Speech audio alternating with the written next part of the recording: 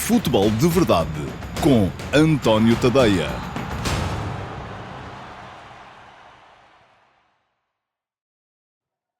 Olá a todos e sejam muito bem-vindos ao Futebol de Verdade Flash para o Estoril 0, o Benfica 1. Teve que sofrer bastante o Benfica para somar a sétima vitória seguida no campeonato, às custas do Estoril, o último classificado da Liga. Os campeões nacionais só se adiantaram ao terceiro minuto de descontos, num cabeceamento de António Silva, o jovem defesa central, que depois, antes do final, ainda cortou, outra vez de cabeça, quase sobre a linha, um remate de Bernardo Vital que parecia destinado às redes de Trubin, naquele que foi o esforço desesperado da equipa da casa para ainda restabelecer o empate. É verdade que o Benfica tinha tido as melhores oportunidades para marcar até aí, acabou com um índice de golos esperados de 2,6 contra 0,7 dos estorilistas, mas nem isso esconde o facto de ter protagonizado um jogo ao mesmo tempo fraco, em termos de produção atacante, em busca de espaço que não existia no corredor central e permissivo na forma como não era capaz de impedir o adversário de lhe encontrar as fragilidades atrás, nomeadamente através do modo como Guitane baixava para fugir às marcações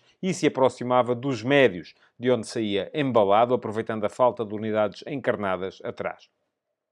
Para o Estoril, esta foi a quinta vez em 8 jornadas que a equipa perdeu pontos nos descontos. A equipa agora comandada por Vasco Seabra soma 4 pontos, mas teria 10 se os seus jogos acabassem ao minuto 90, pois somaria mais 4 empates contra Aroca, Estrela, Vitória e Benfica e uma vitória ante o Vizela. À medida que o jogo se aproximava do final, houve uma espécie de sentimento de fatalidade dos jogadores da casa que se deixaram encostar atrás quando Roger Schmidt fez entrar jogadores como Musa e João Neves e mais tarde até Gonçalo Guedes. O Benfica antes tinha feito entrar uma equipa muito diferente da habitual. Roger Schmidt inventou um bocado, tal como vos mostrarei à frente na fotografia tática da partida. Houve vários elementos em subrendimento, sem capacidade para alargar o jogo ofensivo, prisioneiro de um lateral direito, Orsnes, que ia sempre para dentro, e de um lateral esquerdo, Jurasek, que era pouco solicitado e que acelerava, mas o fazia muitas vezes sem cabeça nem critério. Isto somado a um meio-campo desinspirado, a um ponta de lança que não ligava com a equipa, um João Mário apático e um Rafa sem espaço para acelerar por dentro, veio redundar num Benfica previsível e facilmente anulável pelo 3-4-3 muito rigoroso e bem montado da equipa do Estoril. E as ocasiões de gol iam-se repartindo. Na primeira parte, Tenkstedt e Neres tiveram boas chances, mas Heriberto também. E na segunda parte, é mais um ataque rápido, sem o devido acompanhamento benfiquista. O extremo do Estoril atirou mesmo um balásio ao poste da baliza de Trubin. Só nos últimos minutos, já sem alguns dos seus elementos fulcrais, cansados e substituídos, é que o Estoril cedeu, sempre com dedo de João Neves nas jogadas. Foi em cruzamentos do médio que, primeiro, Otamendi perdeu incrivelmente o golo, chutando para fora aos 88 minutos, e que depois António Silva marcou aos 90 mais 3. Serviu ao Benfica para se colocar para já a condição à frente do campeonato, mas não para afastar as dúvidas no que diz respeito ao rendimento desta equipa.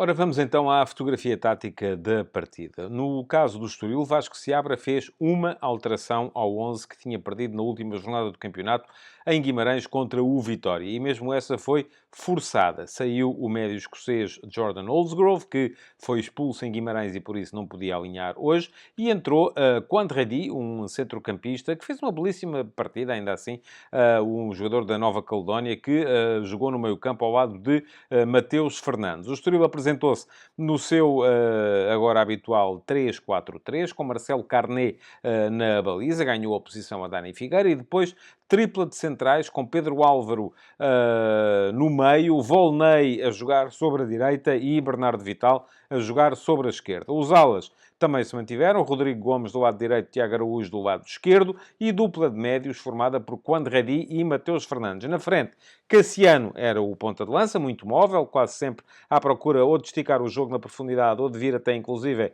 ligar entre linhas, com Heriberto aberto de um dos lados e Rafik Guitane a jogar mais dentro do outro lado. Rafik Guitane, aliás, as suas movimentações em aproximação constante aos dois centrocampistas, aparecendo muitas vezes a fugir da marcação da última linha benfiquista, a receber para se virar com espaço e encarar o meio-campo do Benfica com espaço para correr, foi uma das chaves da forma como esta equipa do Estoril alinhou, mas também muito bem os dois médios, quando Redi e Mateus Fernandes, bem também o Heriberto, bem, sobretudo, melhor o Rodrigo Gomes do que o Tiago Araújo e sem dar em grandes espaços também os centrais. Quanto ao Benfica, Roger Schmidt, já vos tinha dito, inventou bastante, fez 6 alterações, 6, relativamente ao 11 que tinha jogado em Milão a meio da semana contra o Inter. Vamos começar por aqueles que continuam. Continua o guarda-redes Trubin, continuou Orsnes, embora tenha mudado de posição. Ele tinha sido lateral esquerdo na partida contra o Flóculo Porto,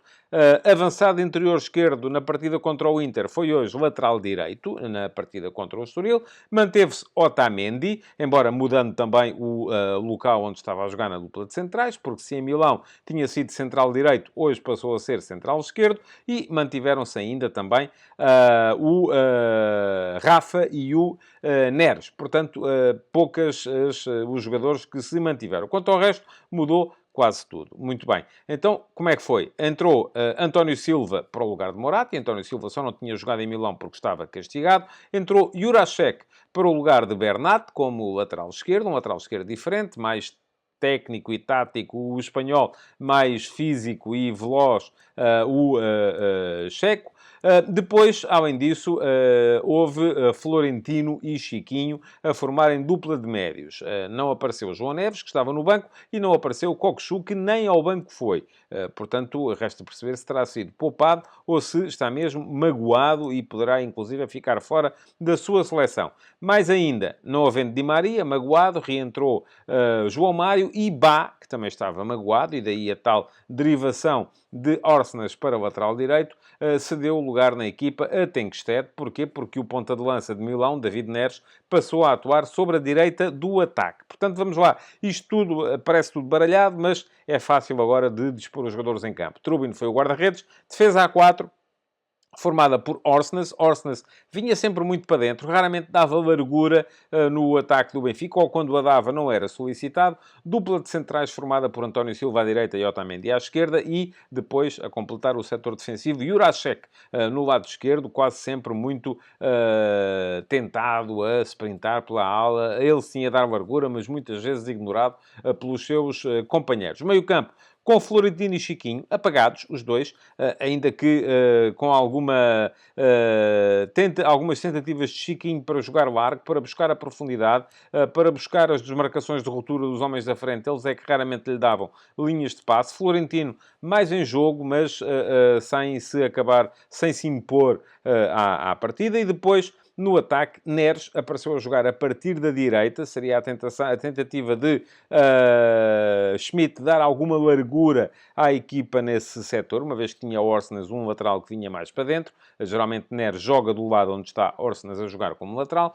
Rafa era o segundo avançado nas costas de Tenkstedt, e do outro lado estava João Mário, ele também a vir muito para dentro e a aparecer muitas vezes no meio-jogo. Ora, já vos disse que o Benfica teve sempre muitas dificuldades por falta de velocidade, por falta de capacidade de pressão, por falta de capacidade para impor o seu jogo a um Estoril muito bem organizado, e isso não melhorou, a não ser mesmo na ponta final da partida. Mas vamos olhar primeiro para aquilo que fez o Estoril em termos de alterações. A primeira foi a troca de ponta de lança, Cassiano, muitas vezes fora de jogo, por Alejandro Marquês. Depois, isto foi aos 57 minutos, ao minuto 68 entrou João Marques, que tem sido uma belíssima surpresa na equipa do Estoril esta época. Hoje partiu do banco, acabou por não mostrar grande coisa quando entrou para o lugar de Heriberto. E depois, ainda antes do final, as trocas de Tiago Araújo e Mateus Fernandes, tanto um como o outro já muito longe das melhores condições físicas, para as entradas de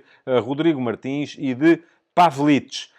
Acabou o Estoril por ceder nesta ponta final da partida. E isto muito por causa das alterações que foram feitas por Roger Schmidt. O que é que fez Roger Schmidt? Mexeu tarde, é verdade. Mas quando mexeu, acabou por causar moça no adversário. Os primeiros a entrar foram João Neves e Musa. Vieram dar uma... E, aliás, basta ver que eles estão ambos presentes nas duas melhores situações de gol do Benfica na segunda parte. Sempre um cruzamento de João Neves, sempre um amorti de Musa. E depois, num dos casos, Otamendi falhou. No outro, António Silva marcou, mas João Neves entrou para o lugar de Florentino, Musa para o lugar de Tenkstedt, que não justificou a oportunidade que lhe estava a ser dada. Trocou ainda depois, ao minuto 77, Jurasek por Bernat. não que a equipa tenha melhorado muito em função disso, e ao minuto 85 trocou João Mário por Gonçalo Guedes. Gonçalo Guedes foi colocar-se na esquerda, indo então nessa altura Neres outra vez para o lado direito. Ele já tinha trocado, entretanto, com João Mário na segunda parte. Foi nessa ponta final que o Benfica acabou por dar a volta à situação e marcar o golo que lhe valeu os 3 pontos.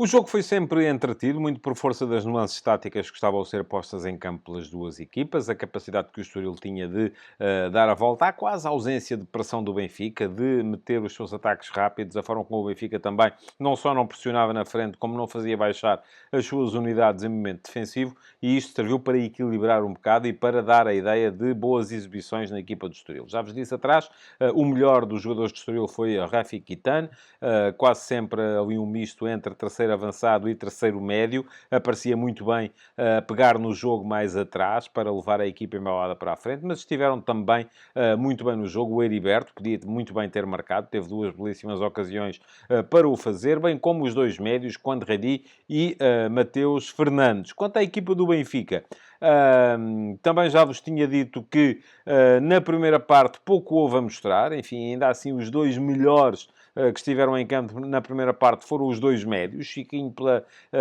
vontade que tinha de procurar desmarcações de ruptura dos companheiros que raramente lhe davam essas linhas de passe. Florentino pela forma como tentava meter o jogo a mexer, mas foi na segunda parte, com as entradas de João Neves e de Musa, que a equipa mexeu.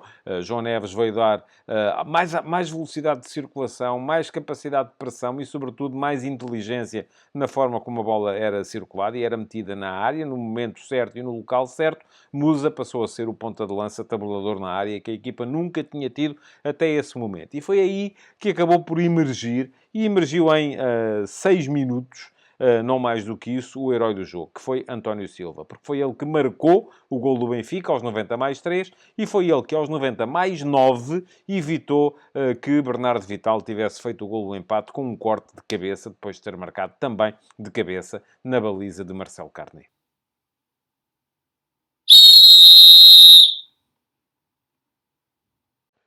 Acabou por ser positiva a arbitragem de André Narciso, porque foi auxiliado pelo VAR, Rui Costa, que impediu que ele tomasse uma decisão que podia ter sido importante no jogo e seria errada. Falo da grande penalidade que André Narciso assinalou a favor do Benfica ao minuto 63, por derrube de Condradi a Chiquinho, quando aquilo que se vê nas imagens é que Condradi desvia a bola e é Chiquinho quem pontapeia a bota de Condradi. Portanto, a haver falta, e havia, seria ao contrário, e não era grande penalidade, era sim falta favorável à equipa do Estoril. Antes disso, bem, logo a equipa de arbitragem em campo, quando não marca ao minuto 58, grande penalidade por mão de Bernardo Vital, a bola bate no peito e não no braço do defesa central do Estoril. Tenho mais dúvidas, muitas dúvidas, no lance ao minuto 34, quando Tiago Araújo parece entrar a destempo sobre Tenkstedt, na área do Estoril,